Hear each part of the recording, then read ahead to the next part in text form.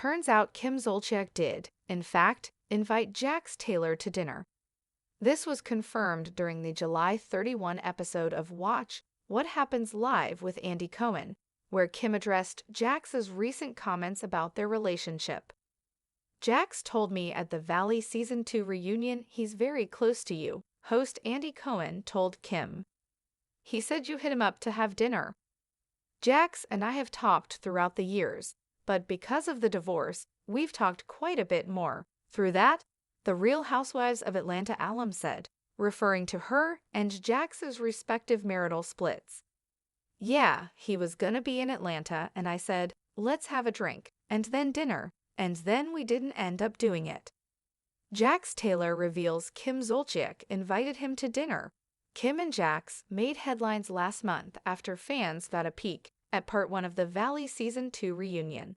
At one point during the special, Andy asked Jax which Bravobrities, outside the Valley and Vanderpump Rules casts, he was closest to. Who do I talk to the most? Everybody, Jax said. I've been doing this for years, so the last person I probably talked to is Kim Zolciak. I talked to her yesterday. Oh, really? A visibly surprised Andy replied. What do you talk to Kim about? She just asked, because I'm coming to Atlanta. She's like, do you want to meet for dinner? Jax said, so I'm gonna have dinner with her, a little bit of everybody. Jax Taylor and Kim Zolciak are both navigating divorces. Although the Jax and Kim friendship initially surprised many fans, it makes sense when you consider their similarities. The two have spent more than a decade living in the public eye, allowing cameras to document everything from their weddings, new families, and more recently, divorces. Kim and her estranged husband, Kroy Biermann, separated in 2023 and are reportedly nowhere near finalizing their divorce. Jax and Brittany Cartwright confirmed their split in February 2024, about 6 months before the latter filed for divorce.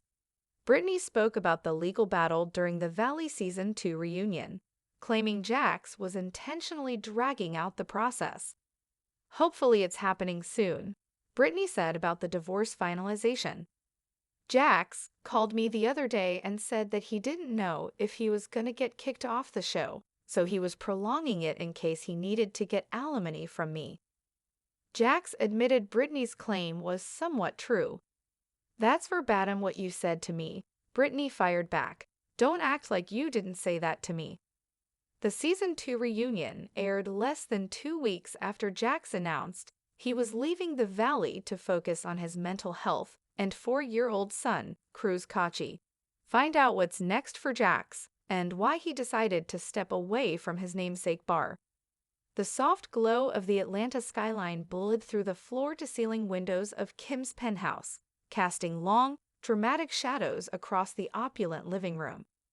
The half-empty bottle of rosé, condensation beating on its glass, sat on the polished marble coffee table, flanked by an array of half-eaten gourmet appetizers. Kim Zolciak, resplendent in a silk robe, swirled the remaining wine in her glass, a pensive frown etched on her usually vivacious features. He actually did it, the little weasel, she muttered to herself, a ghost of a smile playing on her lips. She was, of course, referring to Jax Taylor. The Watch What Happens Live episode had aired just hours ago, and her phone hadn't stopped buzzing since. Andy, with his perpetual knack for stirring the pot, had cornered her, and she'd been forced to confirm it. Yes, she had, in fact, invited Jax to dinner. A drink, then dinner, to be precise. She recalled the conversation with amusement. It had been weeks ago, after a particularly draining day of legal back and forth with Kroy. Her world felt like it was crumbling, and in a moment of sheer impulse, she'd thought of the most unlikely confidant, Jax. Their paths had crossed sporadically over the years, a mutual understanding born from years in the Bravo circus. But the divorce, that shared, soul-crushing experience, had forged an unexpected bond. He was gonna be in Atlanta, she'd explained to Andy, and I said, let's have a drink, and then dinner, and then we didn't end up doing it. The truth was, she chickened out. The idea of two reality TV veterans, both mid-divorce, commiserating over martinis felt too real, too vulnerable. And then there was the inevitable media frenzy that would follow. But still, the thought had lingered. Meanwhile, in a dimly lit bar in West Hollywood, miles away from Kim's gilded cage, Jax Taylor nursed a beer, scrolling through his phone with a self-satisfied smirk. The clips from the Valley Season 2 reunion and Kim's WVHL appearance were all over social media. He'd stirred the pot, just as he always did, and the reactions were glorious. "I talked to her yesterday," he declared at the reunion, the words dripping with casual confidence, knowing full well the bombshell he was dropping. Andy's "oh, really?" had been music to his ears. It was all about the narrative, the perpetual storyline that kept him relevant. And now, the Jax and Kim friendship was the latest chapter. He thought back to the conversation with Kim. She'd sounded different. Less the flamboyant reality star, more the weary woman. He'd actually felt a flicker of something akin to empathy. They were both in the trenches, navigating the public spectacle of their unraveling marriages. Kim and Croy Bierman, a saga that seemed to be playing out in slow motion. And then there was him and Brittany Cartwright, a mess that was, by Brittany's account, entirely his fault for prolonging the divorce. "He called me the other day and said that he didn't know if he was gonna get kicked off the show, so he was prolonging it in case he needed to get alimony from me." Brittany's voice, sharp with indignation, echoed in his mind. He'd admitted it, of course, because what was the point of denying the undeniable? "That's verbatim what you said to me," she'd fired back, and he just shrugged, the master of deflection. The truth was, the idea of being off camera, truly off camera, terrified him. His entire adult life had been lived under the unblinking eye of a lens. He'd announced he was leaving the Valley to focus on his mental health and 4-year-old son, Cruz Kachi, a convenient narrative to obscure the deeper anxieties. The bar, his namesake, felt less like a passion project and more like a gilded cage. Back in Atlanta, Kim refilled her glass. The truth was, she needed that dinner with Jax, even if it was just for an hour of unfiltered commiseration. She knew his reputation, knew he was a master manipulator, but there was a raw honesty to him, a shared understanding of the bizarre, often cruel world they inhabited. Who else could truly grasp the absurdity of having your financial woes, your marital struggles, and your very sanity dissected on national television? She picked up her phone, her thumb hovering over Jax's contact. The hour was late, but something told her he'd still be up. Perhaps he was wallowing, perhaps he was celebrating, but he was undoubtedly awake. The idea of another person who understood the unique hell of a public divorce, who had lived through the same cameras, the same judgmental eyes, was oddly comforting.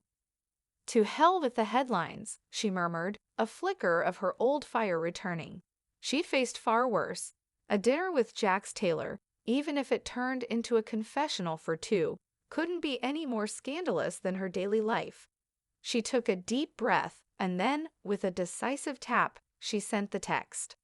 "Still up for that drink and dinner, Jax? This time, no backing out. My treat, and bring your A-game for commiserating."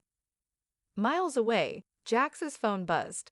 He picked it up, saw Kim's name, and a genuine smile, devoid of any performative smirk, spread across his face. Maybe this wasn't just about the cameras after all. Maybe, just maybe, it was about two broken people finding a strange sort of solace in each other's shared chaotic reality. He typed a quick reply. "You know I'm always game, Kim. See you in Atlanta." The city lights twinkled outside Kim's window, mirroring the sudden, unexpected spark of possibility in her own eyes. Perhaps, for once, the cameras could wait. Some stories were meant to be lived, not just filmed. The Atlanta air, thick with the promise of a humid summer evening, felt different this time for Jax Taylor. Not just the usual anticipatory hum of a reality TV appearance, but a quieter, more personal hum of something unknown. He checked into a boutique hotel in Buckhead.